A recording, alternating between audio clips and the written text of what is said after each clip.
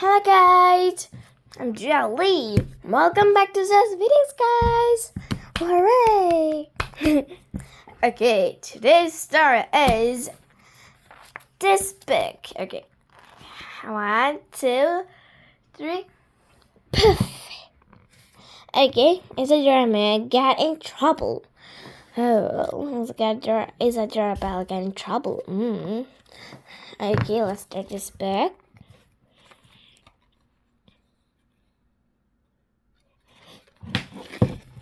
Chapter 1.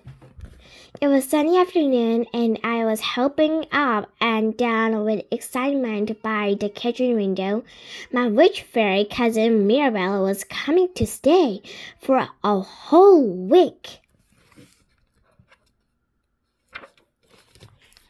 It's been ages since we last saw her, says Mom, who was busy baking a cake especially for Mirabelle's arrival. She was using her wand to stir the mixture, and little spark kept shooting out of the bowl. I know, I says. I've thought of some good games we can play with the doll's house this time. Lovely, says Mom. Suddenly a pink rabbit started bouncing up and down on the kitchen counter and pointing its paw towards the window. Pink Rabbit used to be my favorite softy toy, so my mom magic him alive. She could do things like that because she's a fairy. She's here, I yelled. Mom, look! Mom stopped staring for a moment, and we watched as Mirabelle stooped down into the front garden on her broomstick. She looked very gorgeous. I wish I had a broomstick, I said wistfully. Mom gave me a hug. Wings are much nicer than broomsticks, she says. She put the bowl of cakes mixture down, and we both went outside into the front garden. Mirabelle, I shouted, running towards her and gave her a cousinly hug. It's so good to see you. It's good to see you too, cried Mirabelle, hugging me back. She was wearing a pony black hat and a pair of stringy lace up which looked very fanciful. Where's Uncle Bertimo? Asked Mirabelle as we made our way up to the stairs towards my tiny bedroom. Oh, he's asleep still, I told her. Remember, Dad's always late during the day. He can't bear the sunlight. He'll be up at 7 o'clock in the evening for breakfast. But just then, I heard a train coming from the landing above, and Dad rushed down the stairs towards us. His vampire kept blowing up behind him. Ah, he cried, my favorite knits. Hello, Uncle Bernie, said Mirabelle. I like your cap. Well, thank you, blamed Dad. A pearl velvet, you know. Dad loved to get compliments.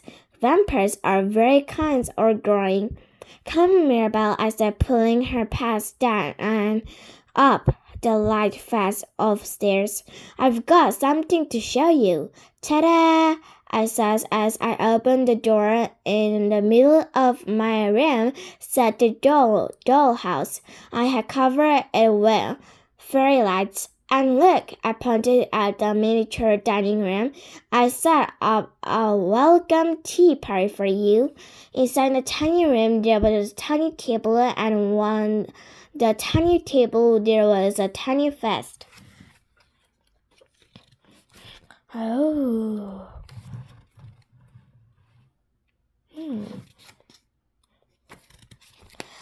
And the food is real, I said proudly. Even the teeny sandwiches they took me ages to make. And look, the sweets are made from cake sprinkles. Mirabelle gasped. She picked up one of the sandwiches and popped it into her mouth. Peanut butter, she says, my favorite. Mine too, I said happily. We sat down and ate the food together while Pink Rabbit bounced around the room. He was excited that Mirabelle was here too. I'll go and fill up the pool with water, I said, bursting the umbrella off my dress. Last time Mirabelle came, we made a swimming pool for the doll out of the ice cream tub and a water slide for the plastic tubs stuck together. The slide was added to the roof of the house and trowels all the way into the pool. I hurried out of the room, so the bathroom, and I came back with the ice cream tub slopping with water. I also had another idea, I said as I put the tub at the bottom of the shed. I thought we could make some dolls that look exactly like us, a Mirabelle doll and an Isadora doll to live in the house and go down the slide. I have lots of scrap for Frederick. I think it would be fun. I want my doll to be wearing a black tutu. Said Mirabelle, her eyes turning sparkling with mischief. I could tell she was having one of her ideas. I've got a better plan, she says. Playing with the doll is boring. Let's be the doll. What do you mean? I asked. Let's drink ourselves, said Mirabelle. I'll make a potion, then we can go inside the dollhouse and slide down the slide ourselves. It will be so much fun. She got out her little traveling curtains from her suitcase and started to pouring things into it from tiny glass bottles. I watched and watched, feeling excited and nervous all at the same time. Are you sure nothing will go wrong? I said. Of course it wouldn't, said Mirabelle. She tipped a jar of pink glitter into the cleaning ice trouble. I peered. It wasn't a liquid potion, but it was partly one. Mirabelle rumbled in her suitcase again and pulled the fluffy powder puff from her wash bag. Now let me just dip a little bit onto your arm, she says. A small bit while only lasts 20 minutes or so. I had out my arm and Mirabelle dumped some of the powders onto it with a puff. I sat there and waited. All of a sudden, I felt a tingling in my finger and then, poof! There was a cloud of pink glitter and smoke and I landed with the soft dama on the straggly carpet. I was tiny. Mirabelle towers over me like a giant.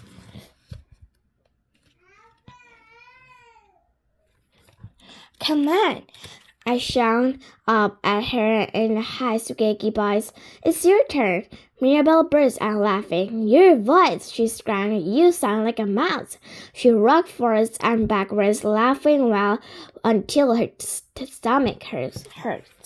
Okay, she said. My turn. She dipped some of the powders onto her own arm and there was another poof of pink glittering smoke. Here I am, she squawked, suddenly appearing next to me. Look how tiny we are. Together we made our way into the dollhouse and up the stairs. We were almost at the roof when we heard a loud rumbling sound coming from the outside the house. What's that? I whispered, grabbing onto Mirabelle's arm. There's something outside. We peered out of the window and breathed a sigh of relief. It's just Pink Rabbit, I said.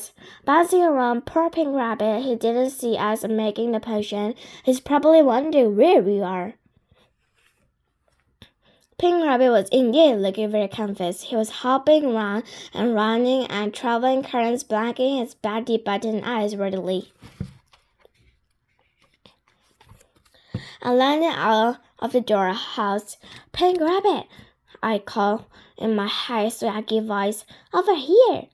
Pink Rabbit looked up and saw me. He wiggled his ears in surprise. Then before I could say anything else, he jumped right into the cauldron, completely covering himself with the powder potion. There was a huge poof of pink glittering smoke. Uh-oh, said Mirabelle as we watched now miniature Pink Rabbit bounced out of the curtains and across the carpet to the dollhouse. What? I said. Pink Rabbit wouldn't mind being tiny. He just wanted to join in. It's not that, said Mirabelle. He's covered his whole body in potion. He's going to be tiny for days.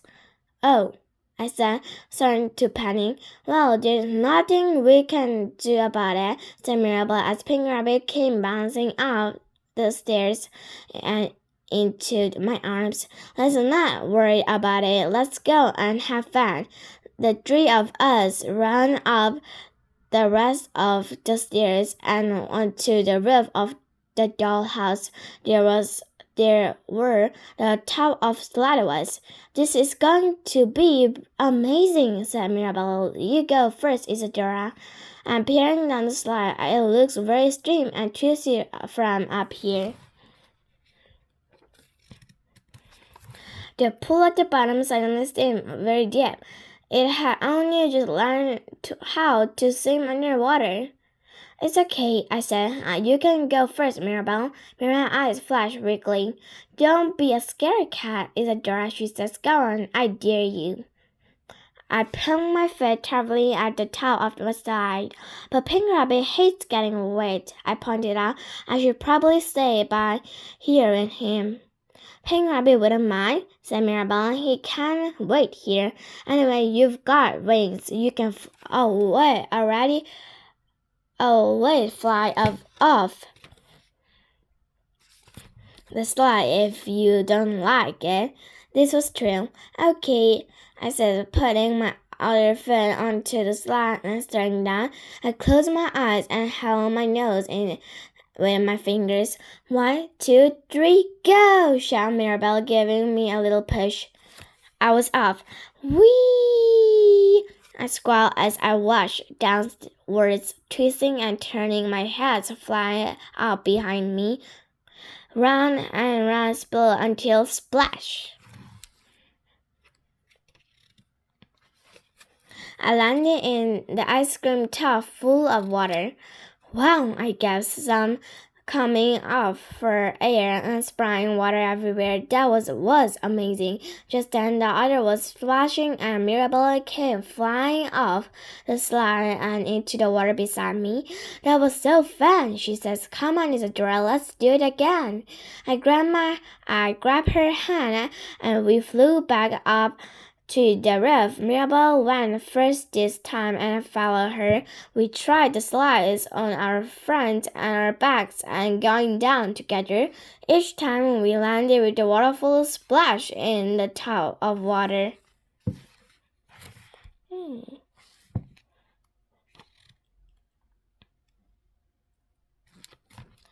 I was halfway down the slide on my first go when I suddenly felt a tingling in my fingers.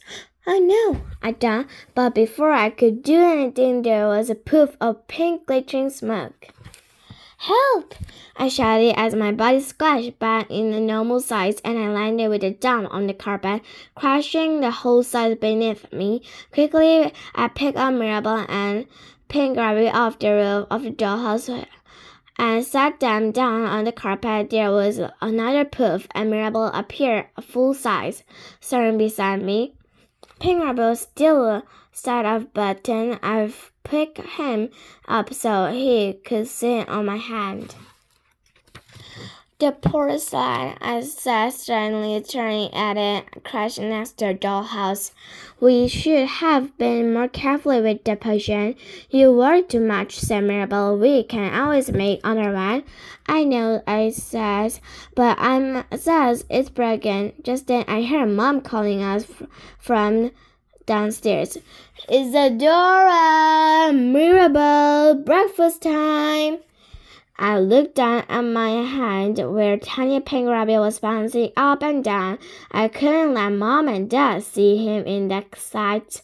Carefully, I placed him on the bed. You have a nap, Pink Rabbit, I said to him. Hopefully, you'll be the right size when we get back.